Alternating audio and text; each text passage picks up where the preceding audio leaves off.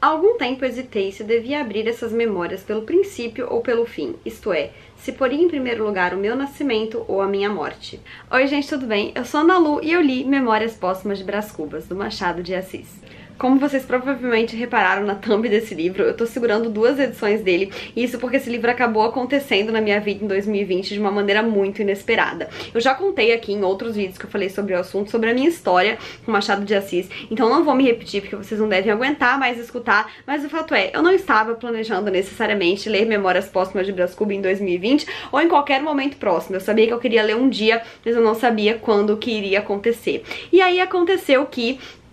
eu faço alguns vídeos pro canal do Clube Leitura e eles combinaram de enviar esse livro aqui pra que eu e a Amandinha do canal Lendo e Comentando Juntas fizéssemos um vídeo de experiências de leitura. Ela também nunca tinha lido Brás Cubas, então seria a nossa primeira vez nessa empreitada. A gente aceitou, claro, e foi muito engraçado porque quando eu tava do meio pro fim da leitura, eu recebi de presente essa edição aqui,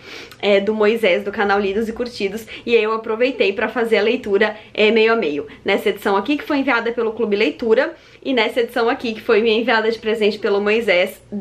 da editora Antofágica. São 2 edições completamente diferentes, né, com propostas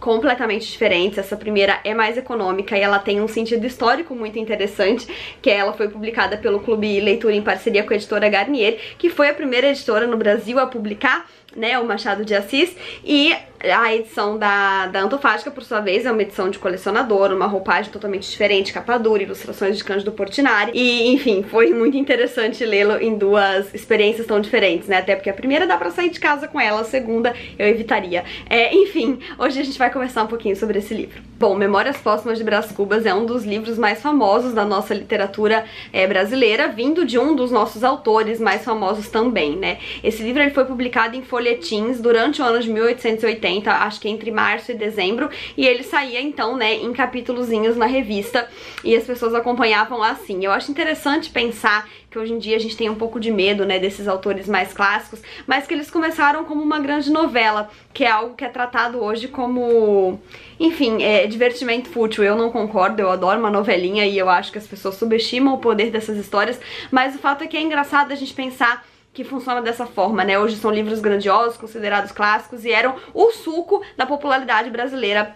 Antigamente. Eu acho que é muito interessante se a gente ainda encara dessa maneira. Machado de Assis publicou então Memórias Póstumas de Brás Cubas assim, e eu gosto de pensar nessa história como um momento em que o autor se divertiu. Eu já comentei aqui algumas vezes, inclusive no meu vídeo de melhores do ano, que eu tenho a sensação de que esses autores famosos, né, esses célebres nomes da literatura, eles escolhiam alguns momentos e obras pra se divertirem ao máximo que eles podiam. Eu acho que Gabriel Garcia Marques fez isso com 100 Anos de Solidão, Saramago fez isso da sua forma em Intermitências da Morte, e aqui, ao meu ver, Machado de Assis fez isso em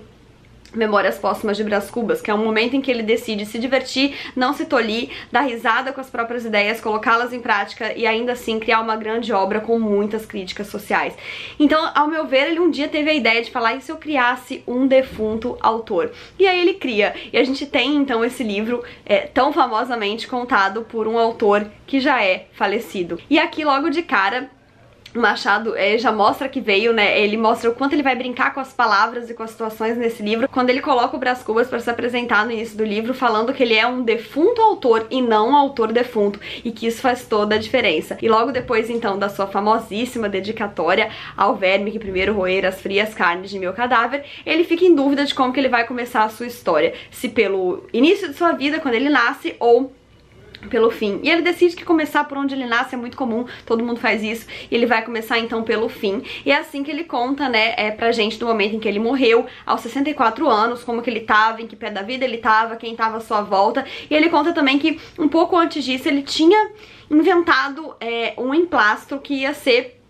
a salvação de todos os males da humanidade, que finalmente o alçaria à fama, à glória. E aí a gente já entra em contato com uma das temáticas que o autor vai abordar insistentemente nesse livro, né, uma das suas críticas, que é essa questão da fama, da grandiosidade, de você chegar a um padrão social. Ele discute muito isso através do Brás Cubas.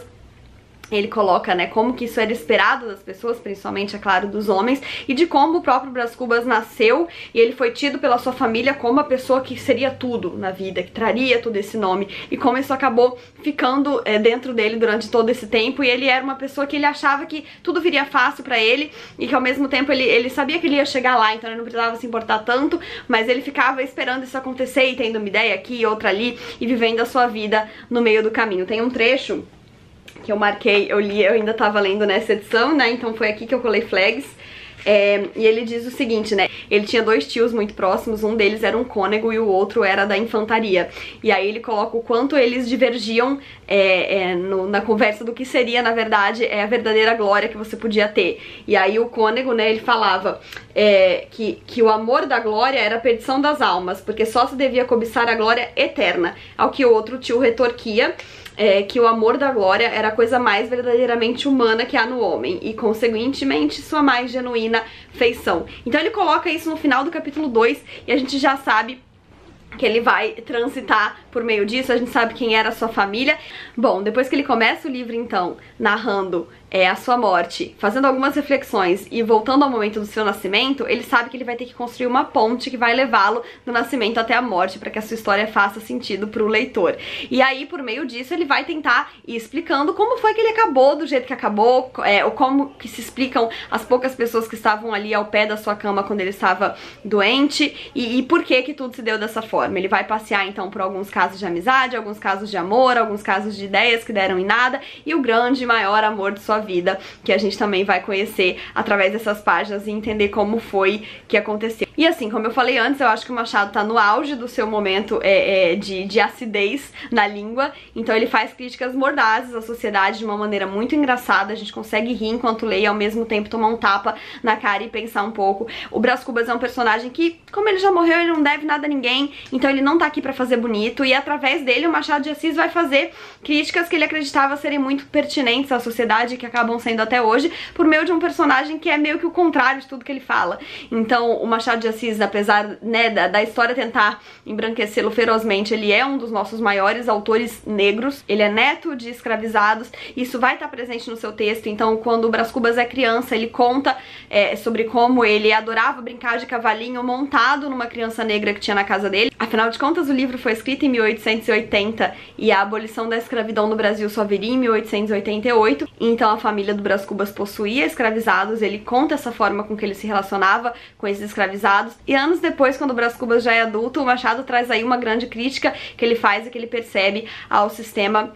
da escravidão, quando o Brás Cubas conta que encontra com esse menino, que era seu escravizado durante a infância, e que ele acaba pegando esse cara adulto maltratando outro escravo, ou seja, ele percebe e faz análise de como a violência se propaga, e a pessoa sempre busca um pingo de poder que ela tenha pra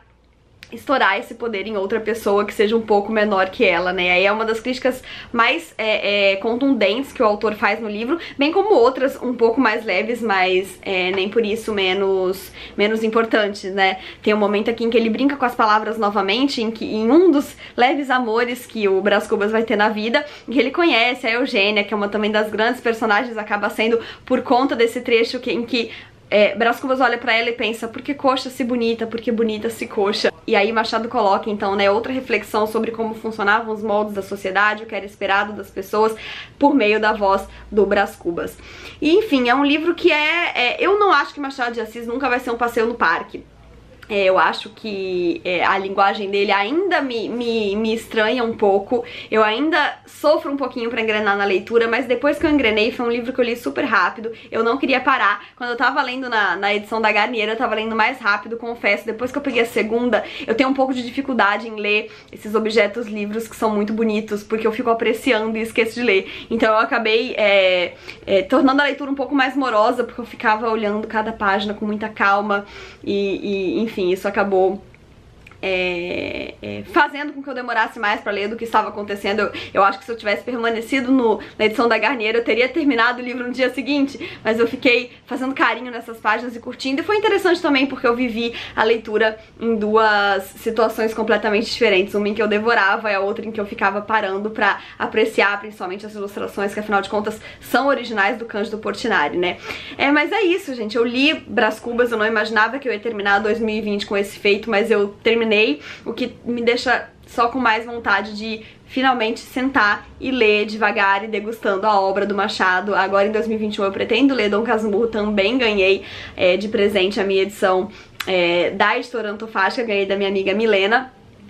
E tô bem ansiosa aí pra reencontrar essa história com a qual eu vivo uma grande relação platônica. Já falei sobre isso em outros vídeos. E é isso, espero que vocês tenham gostado desse vídeo. Não esqueçam de se inscrever no canal se ainda não forem inscritos e deixarem o joinha se curtiram, porque isso ajuda muito o canal a crescer. Um beijo e até a próxima. Tchau!